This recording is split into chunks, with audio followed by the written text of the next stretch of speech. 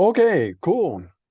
So I just wanted to go over some things. We were talking about how this should be a fairly relaxing session. I think that's true, and hopefully a little bit fun. Um, but the other thing that makes it relaxed is you can imagine trying to do three presentations in an 80-minute period, and it's pretty fast paced, right? There's just not enough time to sort of shoot the breeze and do a bit of non-targeted conversation. Everything has to be focused. So it's not going to be that way, I don't think. I think on Thursday there will be two presenters. Yeah, so we don't have to go the whole 80-minute period, but obviously that's enough time for two people. We're not going to feel like pressure.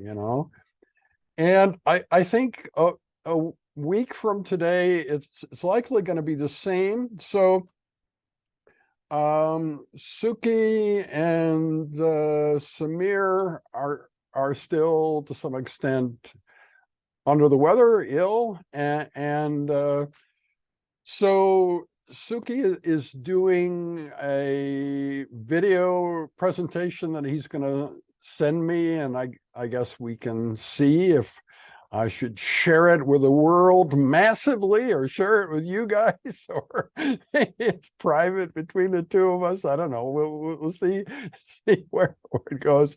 And Samir, I think, is in a similar situation to some extent. The two of them are taking the midterm, just in case you wonder if you feel some special vibe on Monday at 10 o'clock. That's because that's when they're taking the midterm. Monday the 3rd at 10 o'clock, they're taking the midterm. If you want to go and harass them, I wouldn't recommend it, but it's an ECA 5440, so that's where they're taking it. And I'm providing security in the room, and probably Hannah will back me up. So if anything challenging happens, we're ready. Yeah. But anyway, that's the plan. So on the 4th, then Pram and Sherry Hill will present, and maybe Samir, we'll see. And then on the 6th, we'll do the planning for the time capsule. And that again can be relaxed. Like, you can prepare for it, you can study for it, or not, it's not something you're being graded on. And or you could just show up having read nothing and just see what the other people say. Yeah, and it'll also be interesting to see who else is there, right? So I circulated the information about it widely. For instance, some of the pathology residents thought it was really cool that we are doing this time capsule. But what I've been waiting for is sort of the rules, the instructions, like, to do a decent time capsule, it has to have these characteristics, this size, so on. Nobody has given me any sort of list of rules. So anyway, it's another thing that may be relaxed. And then when do we have to have it done by? As far as I know, there's no deadline. Yeah. Zayed, you have your hand raised. Yeah. Yeah, sorry. Did you say already who's presenting on Thursday? Yes, on Thursday, it is Scott and you, just two people. And Okay, great. if we want, we can take the full 80-minute period. So it's kind of relaxed, non-pressured. And even if you and Scott want to battle it out of who goes first, so I don't feel strongly about it. But alphabetically, Scott would be first and you would be second. So if we don't change anything, that's the way it will go. And those sessions will be by Zoom. So you can be anywhere in the world as long as you're connected and take part. Yeah. Whereas the session on the 6th, we sense that there will be something, you can hold in your hand or something. Like some people will bring objects that they really, really, really think should be in the time capsule, or examples of what they think the time capsule enclosure should be, or strong arguments that my proposal of 20 years is the worst choice possible and we should really do it for, I don't know, 1,000 years or something. Yeah. So anyway, all those things are wide open. So do you guys think I've missed the rules somewhere, or do you also feel there are not a lot of rules for time capsules? You think there are not a lot of rules? Yeah. Well, that's kind of cool in itself to do something that isn't rigidly proscribed, what we need to do. Yeah. So the other thing that's relaxed, and I want to make sure this isn't a problem for any of you, is the submission of the grades. Because as is currently structured, the class participation activities don't need to be completed until Tuesday, the 11th. So that would mean that if anybody goes that long, I can't submit the grades before then. So, of course, by mutual agreement, if everybody wants to finish beforehand, then I don't really control the approver, the person above me who has to approve the grades that I propose. So I don't know how long, it might take a day, it might take 3 days, so on. So is that a problem? We haven't usually left it as late as that. Are any of you crucially dependent upon your grade in this course for something that is life or death or whatever that I don't know about? No? Okay. Well, that's good. Yeah. And of course, a lot of courses have final exams, and that means that the grade is not determined until substantially later than the final day of class. So it doesn't make us that different from the other people, the other groups. Yeah, so how did you react to the stuff I sent today? I got a reaction from Pram, and she talks about a statement from Eliezer Yudkowsky being important to sort of overall understanding.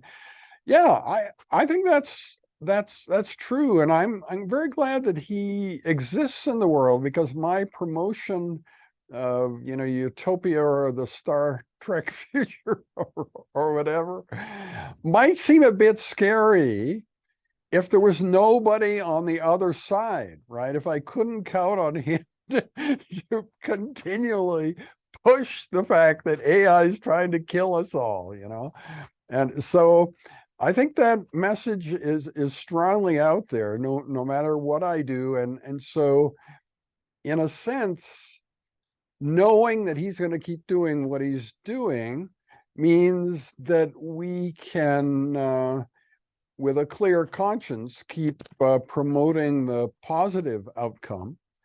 And yeah, we'll see who's right. I think we're more likely to be right, but anyway, it's yeah. So, any other thought? What was my presentation surprising, or did you already know all that stuff, or or have you not watched it? Of course, I'm going to do it again now, so you don't have to. I mean, 12 and a half minutes is a substantial amount of your time. Yeah, so I shouldn't assume that you've watched it. Yeah. Any comments or thoughts?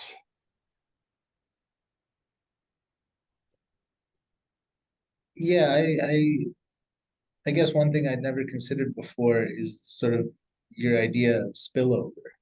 Yeah. I know you mentioned it when you and I had our conversation last week, and you mentioned it again. And I don't know, for some reason, it just never sort of occurred to me that as a result of the natural progression, things are going to get so much better than they are already. So I just find that is a really cool, really interesting concept that in some ways seems more sort of natural than perhaps some of the other ways that people are proposing the Yeah, future ends up. and I think it will lead to, and won't we all cheer when this happens? Like some of the 24 challenges that I've listed there are going to be identified by human beings as things that humans don't need help to solve. We can solve this ourselves. We just always lacked the will, but now we have the will and we can do it, you know? And so that's also AI spillover. That's the pressure or the threat of AI fixing something that really doesn't need AI to be fixed. But I think that'll be part of the one of the most beautiful parts of this overall paradigm that I'm proposing would be that I'm not saying we'd embarrass people into doing it themselves, but they would just come to the realization that it makes sense, if we're going to solve this, the problem is right in front of us. It's clear what needs to happen. We can just do it, and and that would be great to see. So, yeah, but you have to realize that both what Kevin Kelly says about there being no experts now, and what I'm saying about AI spillover, it's kind of logical, both of them, but there's no evidence whatsoever, right? There isn't any like statistical proof. And if you start to talk about this with a friend and they say, prove it, I would say, you just have to take my word for it, Yeah, not every assertion can be proven statistically. But at the same time, it is kind of a common sense thing when you think about it. There is some common sense behind it. So Yeah, that's what I think. And then the whole thing about whether this is actually self-contained and can fix everything within itself, I'm not saying this is all me, because obviously, we've got a team of 28 plus a bunch of students and so on, and it probably will expand way beyond that. But just promoting the idea seems to be a very positive thing to do, and to think that it wouldn't need to leave anything out or anyone out, right? It doesn't need to result in an unfair world. If your object is to do the best division of resources that's fair to everyone on the planet, I think, conceivably we could get close to that. And what I think is cool about Kevin Kelly's latest article there about there being no experts is he is not going back to his own work from the past. That video where he first describes protopia is more than 10 years old. And he's a very forward-looking guy. So he's not saying, hey, you know, you should use Protopia because that's the best term for what we're aiming for.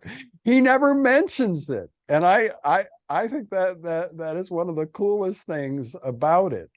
So people that are promoting Protopia as his idea should that he is no longer pushing it, right? Doesn't mean that he thinks it's wrong or anything. I just think that he's looking forward and it's kind of quite a ways back there. And it seemed to me Protopia was mainly used as an excuse by relatively wealthy people who sort of like being wealthy, like the things it gives them, and don't want to feel guilty about being unfair to other people. So Protopia is sort of the idea that you're going in the right direction, but you can't get all the way there. So you can't be accused of like not trying hard enough. You know, you've achieved Protopia, and there's still people starving in the world and so on. But, you know, you can't be blamed because you achieved Protopia. So I think that it's actually in my worldview, a sort of negative term from that point of view, and one that suggests that you know you're biased in a way that financially benefits you and you know, dispossesses others, and you don't really want to change. So that's what Protopia means. And I think the other thing you can have a real feeling for at the moment is the mistakes in Yuval Noah Harari's articles recently. You know, Israel isn't a very big place. I've been there many times, and when it's, you know, massively protesting, it must be pretty distracting. So there is an article in Fortune that is talking about Yuval's ideas about the future and having your algorithms by which you do your daily work hacked by outside entities and so on. And it misspells his own last name over and over again. I mean, that's a thing that in ordinary times would never happen. But when all your neighbors are out on the street yelling and protesting and you can't sleep at night and so on, I think that's the kind of thing that happens. And, you know,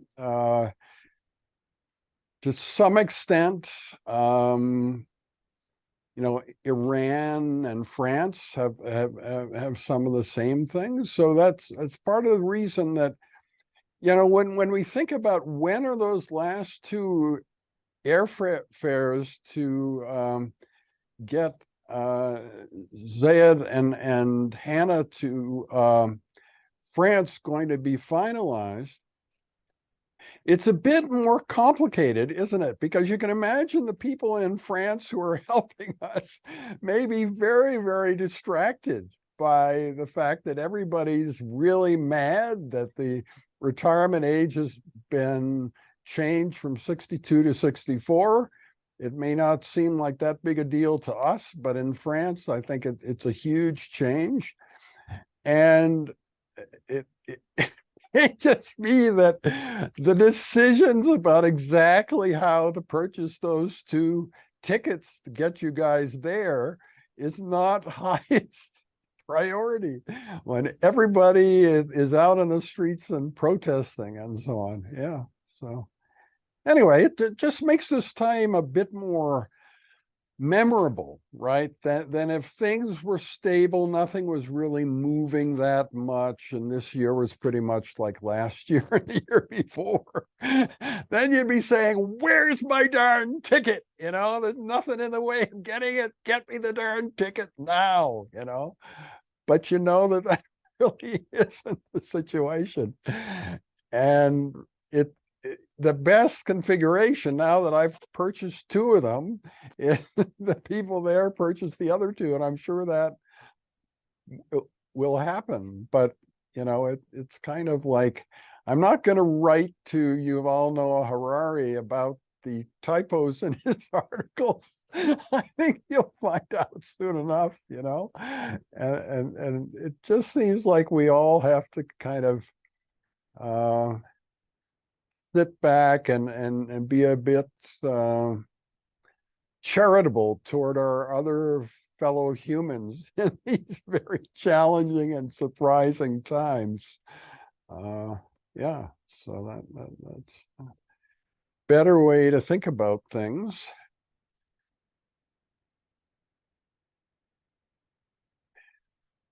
So let me ask a basic question here. Do you guys want me to do the presentation again? Or were you satisfied with the first time? Yeah, the only thing that I've changed, if I do it again, is Sam Altman's picture was overlying some text in that one slide. So I've fixed that. It's not such a huge deal. I mean, you can tell what those words are, even though his image is over top of them. And that's the only real error that I know in the existing video. So if we don't do that, then this whole session becomes kind of discussion among the students, which is kind of cool in itself, to have something pure gold like that, It's like, what did the students in the LABMP 590 course ever discuss for a lengthy period? Yeah, you can look at the video from March 28th, 2023. Wow, look at that. Yeah. So Yeah, so I actually didn't get a chance to watch it yet, but if everyone has watched it, I can go watch it on the side and then I can come back in 12 minutes. Because yeah, why don't no point of you me, do that? You can be our scout, right? So you're like the advanced scout. So you can go and watch it for the 12 and a half minutes and then come back and give us your report on whether it's deeply flawed and Dr. Solez needs to do it all over again. Maybe at twice the speed or half the speed or whatever you think, or closer to the camera, farther from the camera, with a different background. Yeah, there are all sorts of different backgrounds. Of course, you probably know many of them. But anyway, yeah. So yeah, why don't you do that? So we'll see you in 12 and a half minutes. Yeah, cool. Okay. How's that for strategic planning, eh? So I've graded the main part of the exam for the four of you who have done it. So I just wanted to assure you, you might be thinking, my God, if there's a lightning storm and Dr. Solez is hit, then I'll never get my grades on the midterm. Yeah, so I want to assure you that's not the case. Your grade could still be communicated, even if that lightning strike burns me to a crisp, and like nothing left. So yeah.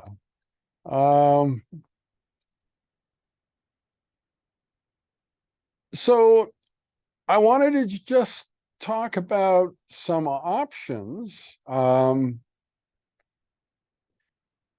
for where the time capsule could be. Of course, the time capsule doesn't have to be buried, right? But it could be. And so we own two properties. It's a house that I live in, but there's another one about 3 blocks away on 117th Street, where my middle son, Kevin, and his family live, and there's another family there, and so on. And it has several things. That is a 4-car garage where my Tesla is, where some of you know it's only been driven 47 kilometers. It's about as mint condition as you could get. Yeah, and my wife and I have agreed that when the weather gets better, we're going to go out and sort of give each other lessons in how the Tesla works and so on. So that 4-car garage has a sort of loft with a pull-down ladder to it. And so if you like the idea of an elevated time capsule, the time capsule could be up the ladder, right? Because and there's quite a lot of space up there, and it's not competing with a lot of other stuff. Then there's a tree in the backyard of that property in 117th Street. It just looks really interesting and like it should be there for a purpose, you know. It's not just a random tree. It's like the tree, or you remember that tree at 117th Street? Yeah. So we if we were going to bury it, we could bury it there, and yeah, I don't know. And then the Tesla itself,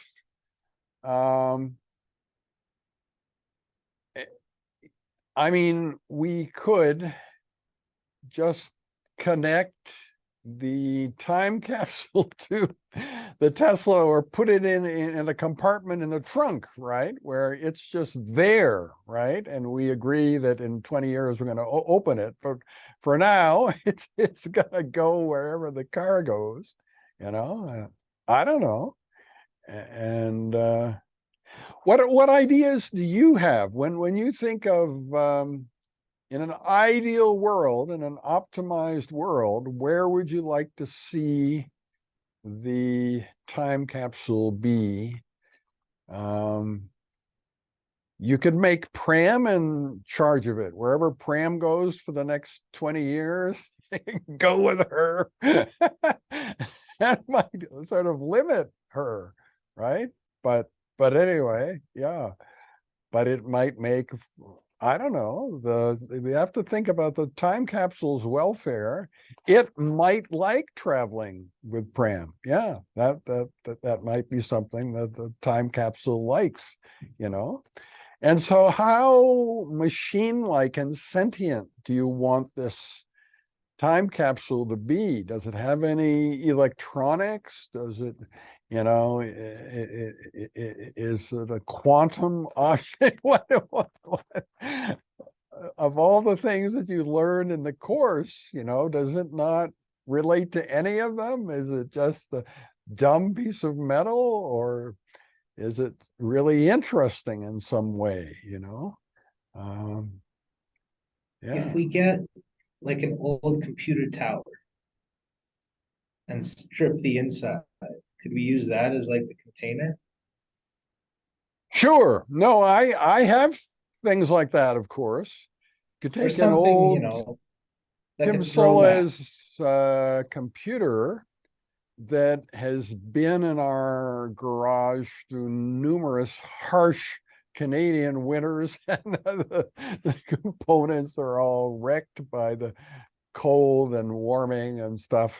And yeah, we could eviscerate it, take out all the electronics, and so it looks like a computer, but it's really a time capsule. But then the thing is that people who know us may wish that we had written something or etched something in it, right? So, and maybe some of you are really good at artful etching, right? Very, very pretty etching. Wow, look at that. Even though the words are not that great, the way they're etched. No, you could optimize both, right? Optimize the words and how they are displayed. Yeah, so all sorts of possibilities there. and then figuring out what words they should be, and what are the timeless lessons or whatever.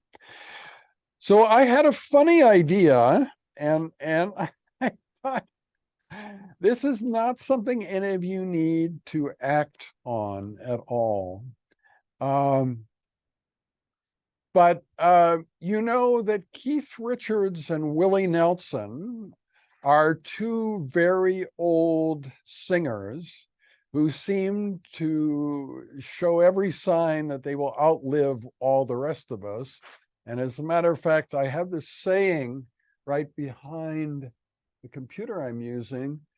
This is a quote from Willie Nelson. I think youngsters need to start thinking about what kind of world they're going to leave behind for me and Keith Richards. Okay, so that may bring to mind the question of whether they've ever performed a song together, Willie Nelson and Keith Richards. And they have, and that song is called We Had It All. And the lyrics of the song are about as dated and questionable and like creepy as you can imagine. A guy talking about touching a woman's hair and the way she looks at him and so on. It really is. I think that title is such a cool title that we need a brand new song with completely different words. Nothing about touching a woman's hair, or it was so great when I was your man, and that's sort of stupid stuff.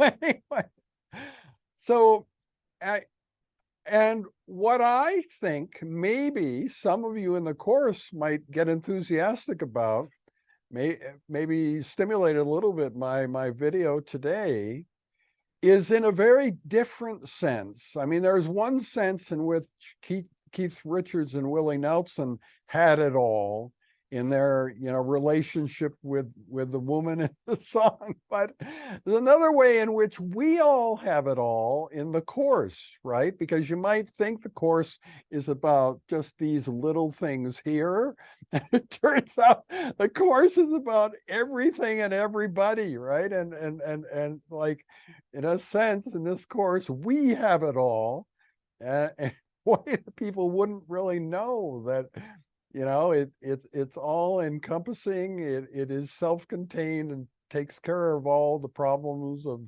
humanity and so on. So one thing that I thought about is, if the students in the course, or even just one or two of them, got enthusiastic about fixing the lyrics of that song, maybe even changing the music of it and making a whole new We Had It All, and make it the story of what it's like to take this course, not talking about the sort of mundane and somewhat ordinary things that it talks about currently, but really exotic things like we talk about in the course. And it depends upon how successful the new song is, whether we need to go through the legal thing of talking to the original composer and working out a deal. Because usually what happens, if you don't mind that only a few hundred people are going to listen to your song, whereas the song that it's like has been watched by millions, the company that owns that song that's been watched by millions becomes aware that your YouTube video seems to be a little bit like it, but they say, that's okay. You can continue to use that in your YouTube video. We'll run ads with your YouTube video. So it all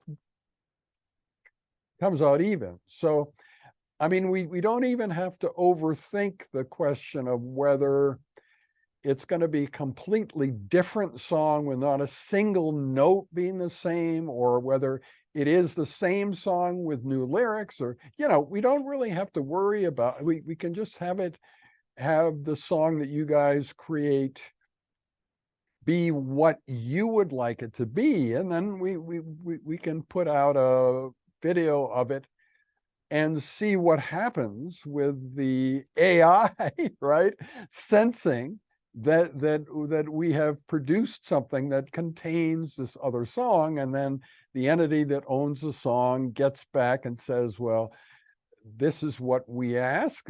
They can ask for the content to be, removed, or they can say it's fine, we'll run ads with it. So yeah, anyway. So I think we could make this offer more broadly. It doesn't have to be just the four of you that become aware that I'm really charmed by the fact that Keith Richards and Willie Nelson have this video together. But I think the song that it's based on could be massively improved. And as a part of our improvement of the life of human beings generally, maybe improving that song. So the next time somebody becomes aware of a song called We Had It All, it's really a great song, Yeah. Okay, Scott has rejoined us. So what is your report, Scott?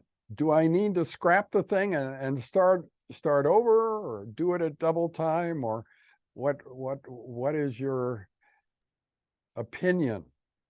No, I think it was good. I think yeah, the whole concept of spillover is interesting. I think we kind of talked about it when we were standing outside the classroom the other day. You were talking about the right-wing GPT and Right. things like that. So yeah, that was pretty interesting. And also, yeah, love the title of your presentation and videos.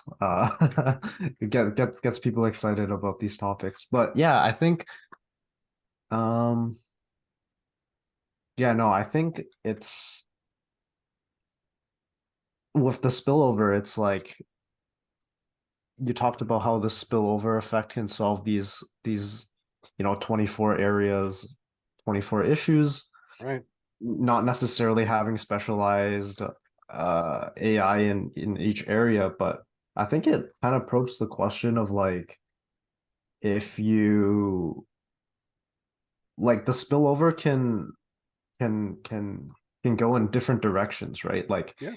Like politically, like right, you can go more left, more right, and it's a little scary because it's like, yeah, you're trying to solve these problems, but I think the solution to a lot of these problems are like how everyone sees it differently, right? Like politically, if if we want to use AI to kind of shift how people think about politics on the spectrum of left and right wing, it's like, well, it's kind of scary because it's like the creators of the AIs kind of have the control over that. And the shifting, you can kind of shift like what they kind of push exactly how like their solution of these problems would look like, and not necessarily to the greater good of everyone, Right. if that makes sense. Yeah. But just thinking about the general situation that we're in and the general reaction to that situation that we're in, we haven't achieved artificial general intelligence yet. We're sort of on the way there. We don't know quite how long it's going to take.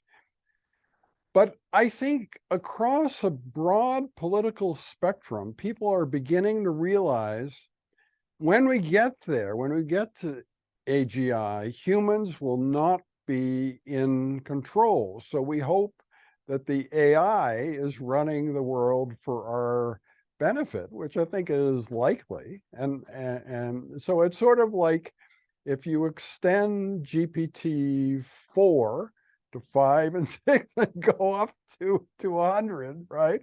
Maybe that's AGI, but it's still kind of the same deal, that it has guardrails, it's safe in various ways, non-harmful. Yeah. But what I think would be nice is to also have some aspect of this that savors humanness, humanness without AI, that there can be refusenicks who say, I'm not going to do any of this AI stuff. And we still allow them to have a reasonable life and so on. It's not like we say, well, you obviously don't get it. Have a good life, you're not going to get much.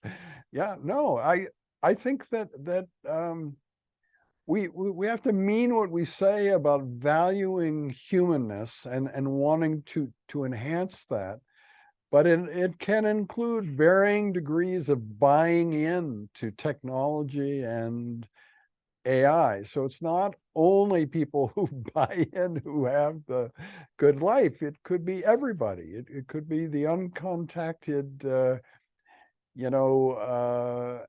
Aboriginal people who've never, made a phone call and that sort of thing. They also have a reasonable life in the future if we do things well, So, and I think that the idea that Marcus Hutter had about an all-encompassing list. I mean, obviously that's an assertion that but when you put in unknown unknowns and then other, right, then you can make it a complete list. Somebody says, well, you didn't have this. You say, no, it's under other. You didn't have that. No, that's under unknown unknowns, and so on. So it is actually complete, but as new things are added, that they just kind of enhance the overall thing, right? But what if the list then were something that gradually the machines become in charge of, and they say, we honestly believe that we have a deeper understanding of what makes humans happy and fulfilled and makes for a good life. And so we would suggest these modifications or, additions to the list, right? So that would be sort of a cool moment too, when you go from a human created list to a jointly created list where the list is improved. Not because the AI needs things, like, doggone it, you didn't think of my selfish need for this or that. Hopefully there won't really be that, right? There'll be a sort of more civilized creature than humans have ever been. And so they won't have selfish needs and stupid wants and stuff like that and primitive urges. So we have those, but they won't have those, right? So yeah. And I would think that if there were to be a certain amount of poetry, if this actually worked, if you say, okay, with the human part and the machine part and the two working together to better the life of humans on Earth, and then adding poetry and music for the things that are hard to put a name on and so on, but still need to be considered, yeah, ineffable content, right? That's what that's called. Important stuff that you can't really put a name on, that you can't find a formula that defines it, but it's still something important and worthy of consideration. Yeah. So let me ask you something else then.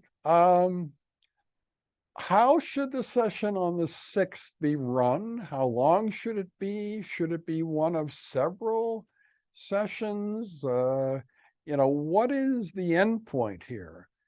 In 10 years, are we still gonna be planning the time capsule and we haven't really made it yet? We're still, negotiating, or what should our aims be for that 80-minute class period on April 6th?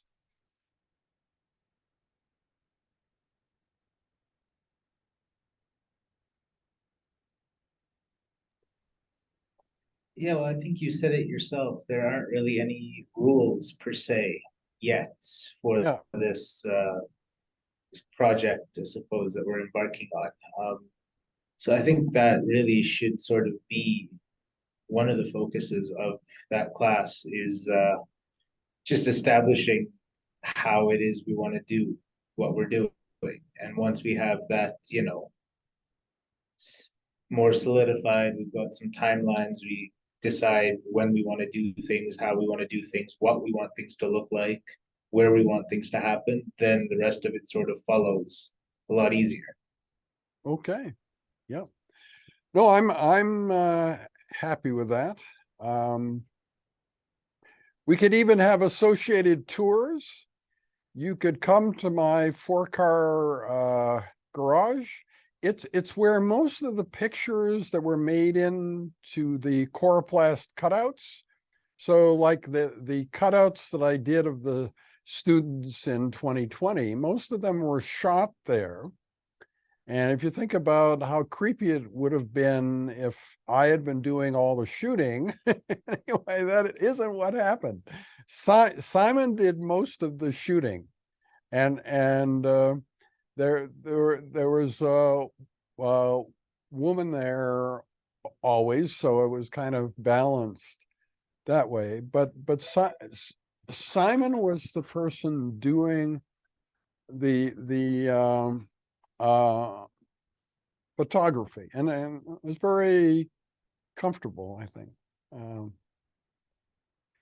And so then the pull down ladder, you can see it's all, mechanical, even if there's a giant power outage, including all of North America, you'd still be able to pull down the ladder. So, it's not power dependent. And you could climb up there and see what that loft space is like, see what's already up there. There's nothing terribly important. I think one of my middle son's diplomas is currently up there, but could be other stuff. Yeah, and my very coddled Tesla Model Y is sort of right under that. That's where it's parked and where the charger is and so on. And then we have solar panels on the roof of the 4-car garage and on the roof of the house. And it's not terribly creepy about sort of checking out where I live, because it isn't where I live. It's where my son lives. It's a property that I own, but it's kind of neutral from that point of view. It's not like you're going to criticize something and I'm going to break down in tears or anything, because it's not my emotional investment in the place isn't that great. Yeah, and so if there was a lot of sort of back and forth over the next few years, you decide to bury the time capsule by the tree. The next group of students thinks that's ridiculous. They want it up in the loft. So you could, yeah, I don't know. I don't think that will happen, but I'm just thinking about some of the comical kind of things that could occur in the life history of the LabMP 590 Technology and Future of Medicine course time capsule.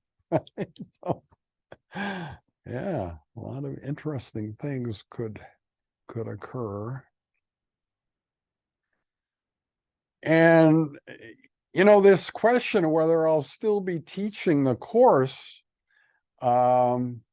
in 20 years, I bet the course will still exist, right? I'm pretty sure of that. And I could have a little cameo appearance, right?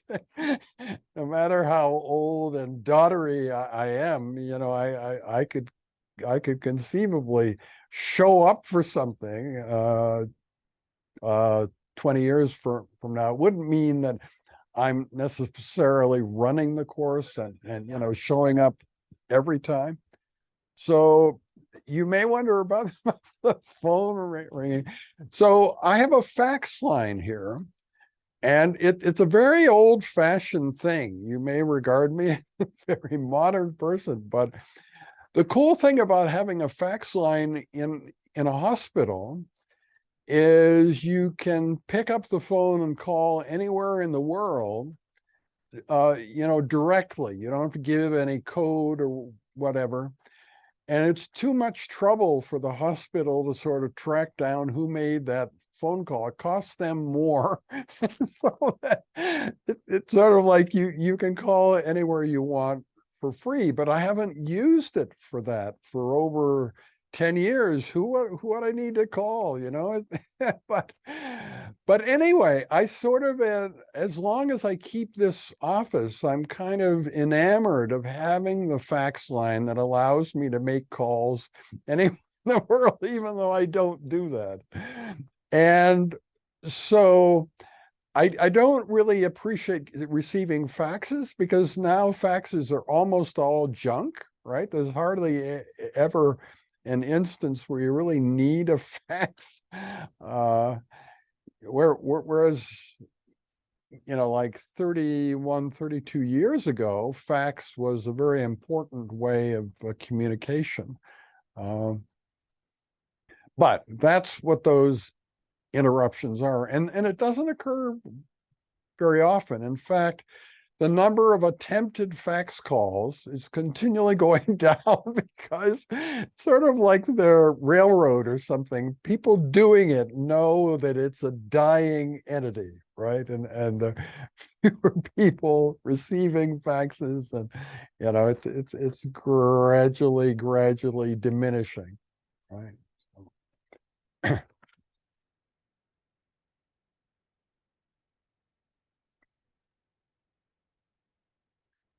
So anything else you would like to talk about today or work out? I'm happy with the decisions that we've come to. I think what this means is on the 6th, we'll show up in Echo 1432 and start talking and see what happens, right? Yeah, so that sounds like a plan to me.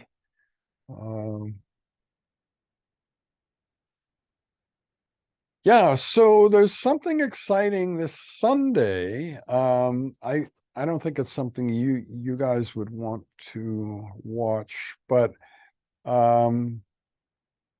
Alex Lupi, in nephrology, one of the most kind of promising